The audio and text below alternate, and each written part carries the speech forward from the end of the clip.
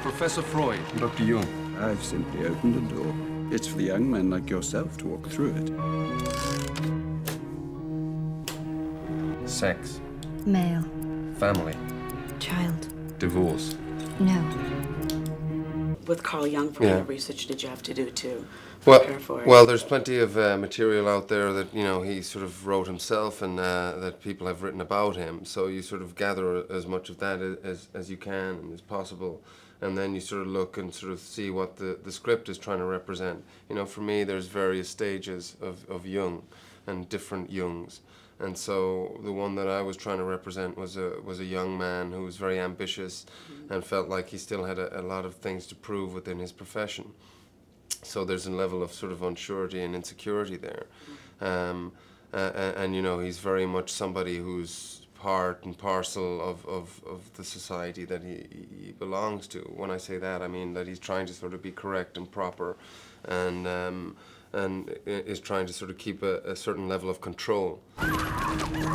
Perhaps she's the one for your experimental treatment. Tell me about the first time you can remember being beaten by your father. It's exciting me.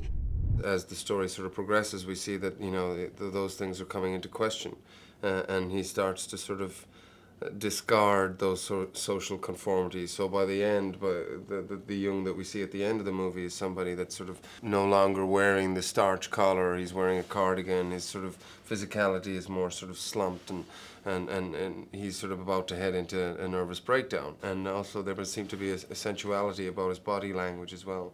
So you gather all that, mix it up, and there you have it. If you had to choose one of the psychoanalysis, who would you follow? I think I'm probably more leaning towards Jung. Yeah. You know, and sort of more into sort of the unexplained. I think, and you know, the idea of sort of, you know, this collective consciousness, and that interests me very much. I do see the sort of, you know, I see, you know, what Freud is saying as well makes total sense. I mean, you know, these guys are very intelligent men, so they back their theories up with a lot of logic. Mm-hmm. So anything's possible to me. I guess I don't sort of have any fixed ideas myself, but I would lean more towards Jung. How are they different, Cronenberg and McQueen, to work with as directors? Well, you know, they're just very different people, really. I tell you how how they're similar. I think both of them are very intelligent men, very sensitive, very curious about human nature, very precise, very passionate. They're perfectionists. They're very collaborative. Sometimes you have to do something